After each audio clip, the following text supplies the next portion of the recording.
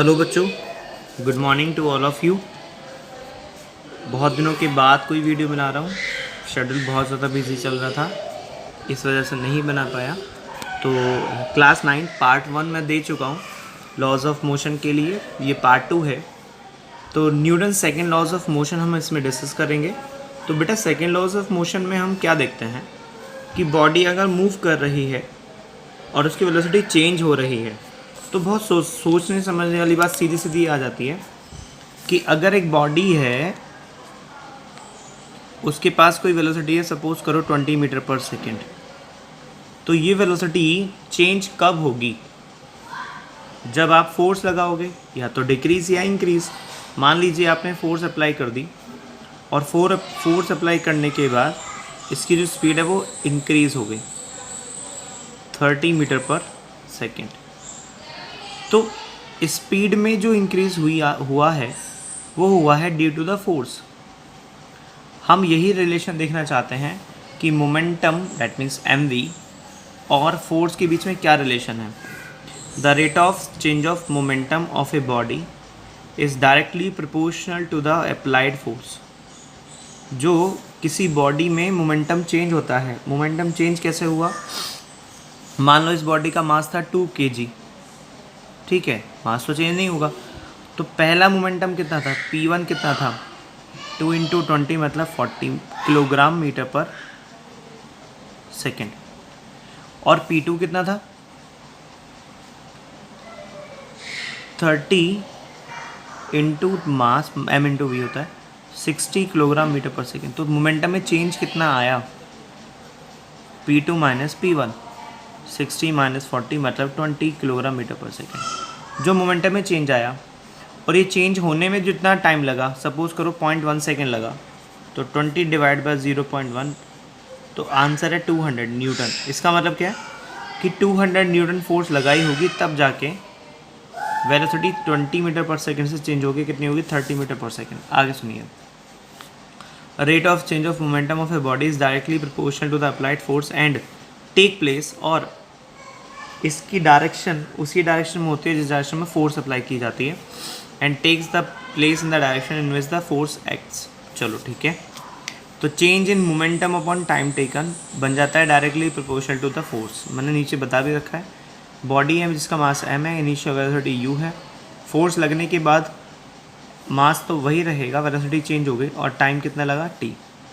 mv final momentum minus initial momentum upon time directly proportional to force. यहाँ से आ गया v minus u upon t, और ये बन जाता है मेरे पास एक्सेलरेशन। k की वैल्यू हो जाएगी 1, तो m is equals to v minus you upon t बराबर f, और v minus you upon t first equation से v बराबर u plus a t, u उधर ले आएंगे तो v माइनस यू बराबर ए टी, टी नीचे आ जाएगा तो v minus you upon T आ जाएगा a। मैं करके दिखा सकता हूँ, आपने फर्स्ट इक्वेशन देखी होगी बच्चों, v is equals to u plus a t होती है, तो v minus u is equals to a t, तो v minus you upon a हो जाएगा मेरे पास t। तो इस v minus you upon t हो जाएगा मेरे पास a। इसकी वैल्यू को हमने यहाँ पुट अप किया तो फोर्स का फॉर्मूला आ गया m में। यहाँ तक कोई दिक्कत नहीं होगी शायद। नेक्स्ट आते हैं applications of the Newton second law. क्या क्या है? पहला, कैचिंग अ क्रिकेट बॉल। कभी भी कोई भी क्रिकेटर कोई अगर बॉल को कैच करता है तो अपने हाथों को पीछे खींचने पड़ते हैं। ऐसा क्यों होता है? A player has to move his hands backward on catching a fast cricket ball, because if he does not do so then he would injured and could be dropped the catch. He has moved his hand in the direction of the motion of the ball because we can't stop anything suddenly. हमें अपने हाथों को पीछे लेके जाना पड़ता है ball की डायरेक्शन में, क्योंकि बॉल के मोशन को सडनली ख़त्म नहीं किया जा सकता। आगे आता है यूज़ ऑफ ये क्या है? Seat belts in the car. क्यों यूज़ करते हैं? सोच के देखो, ड्राइवर कार चला रहा है, तेज़ स्पीड में है, ब्रेक अप्लाई करे तो बॉडी आगे की तरफ चली जाती है, तो डैशबोर्ड पे जाके सर ना लगे, इससे बचने के लिए हमने बेल्ट लगा रखी है। तो when a car try to stop suddenly then it takes short time to reduce the momentum. In this situation, seat belt prevent the passenger to move forward and avoid the injury, उसको आगे गिरने से रोकती है और चोट लगने से बचाती है। न्यूमेरिकल्स पे आते हैं। अगर एक न्यूमेरिकल देखें तो what force would be needed to provide an acceleration of 4 metre per second square. A मिल गया, in a ball of mass 6 kg। A पता है, एम पता है, हमसे फोर्स पूछिए, निकल जाएगी, बहुत ईजी है। Next, what is the acceleration produced by the force of 12 newton exerted. What is the acceleration produced by a force of 12 newton. Force दे रखी है इस बार, एक्सर्टेड ऑन एन ऑब्जेक्ट, किसी ऑब्जेक्ट पे 12 न्यूटन की फोर्स अप्लाई हो रही है, उसका मास 3 किलोग्राम है, तो एक्सेलरेशन कितना होगा ये आप खुद करेंगे, do yourself.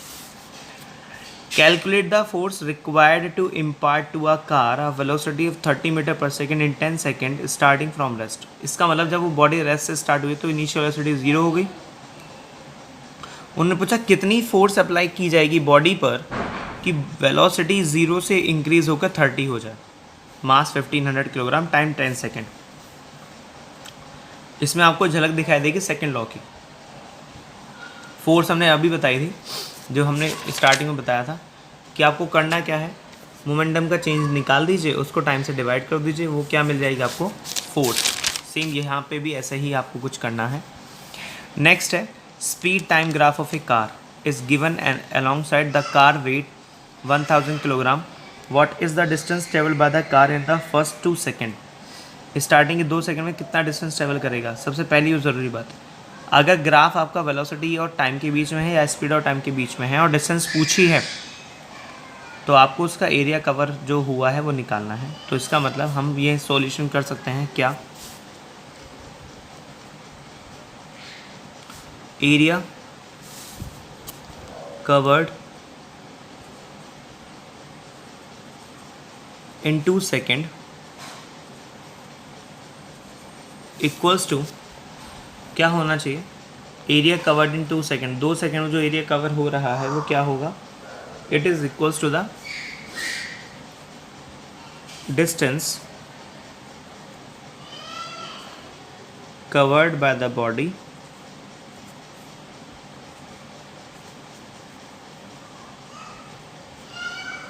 In 2 second. Area निकालेंगे तो एरिया मुझे दिखाई दे रहा है 2 सेकेंड में ट्रायंगल, तो ट्रायंगल का एरिया होता है 1/2 base into height. Area of triangle, base कितना है बच्चा 0 से 2 और हाइट 15, तो 1/2 2 इंटू 15, आंसर आ जाएगा 15 मीटर। अब आप कहोगे सर ये तो मीटर स्क्वायर में होता है, मैं दिखाता हूँ। 2 है सेकंड में, ये है मीटर पर सेकंड में, क्या बचेगा, मीटर बचेगा। ये भी तो देखना होता है ना, मल्टीप्लाई कैसे कर रहे हैं, तभी तो लिखोगे आप उसकी यूनिट भी। नेक्स्ट क्वेश्चन पूछा हुआ है what is the braking force applied at the end of the 5 second, and of the 5 second to bring the car to stop within 1 second. 1 second में कार को रोकने के लिए कितनी फोर्स लगाई जाएगी। तो पहले निकालेंगे रिटार्डेशन कितना आया है ना, तो वेलोसिटी कितनी थी 15 से घट के हो गए 0। इसका मतलब second part v is to u minus 80, क्योंकि रिटार्डेशन हो गया इसमें माइनस लगा रखा है।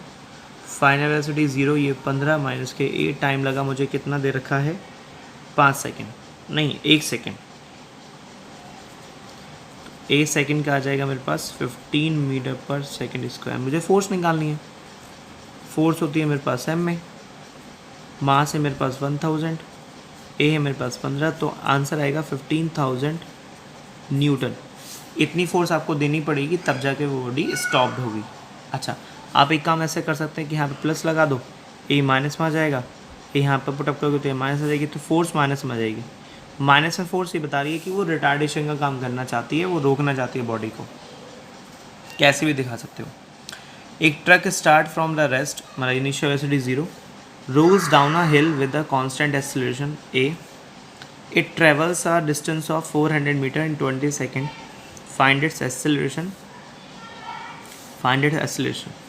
आपको ए निकालना है, इनिशियल वेलोसिटी 0 है तो सीधा सीधा सेकंड लॉ ऑफ मोशन लगा देंगे, second equation of motion ut plus half A T square. क्या क्या है, u 0, डिस्टेंस पता है कितनी कवर करता है 400, टाइम पता है कितना है 20, ए निकल जाएगा।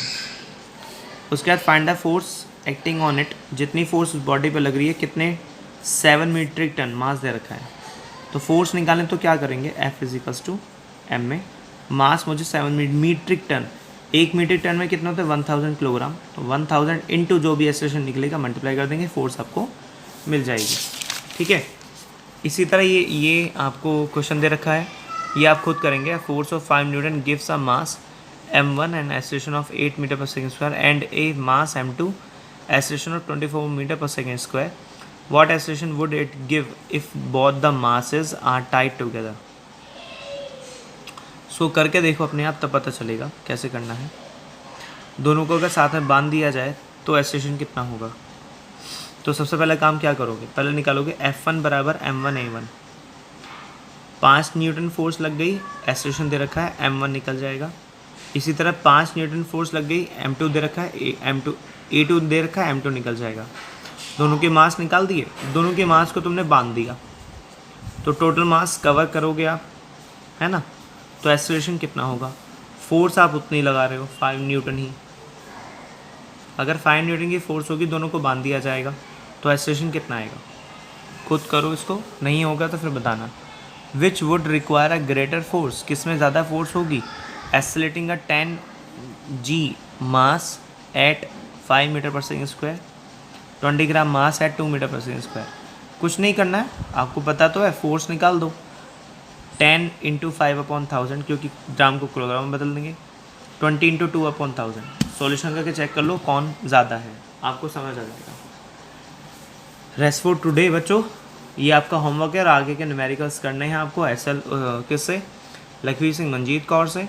कोई परेशानी आए, कोई प्रॉब्लम आए तो बताइए, ठीक है, कमेंट कीजिए, और वीडियो अच्छी लगे तो लाइक करें, चैनल को सब्सक्राइब करें और आगे इसको फॉरवर्ड करते रहें।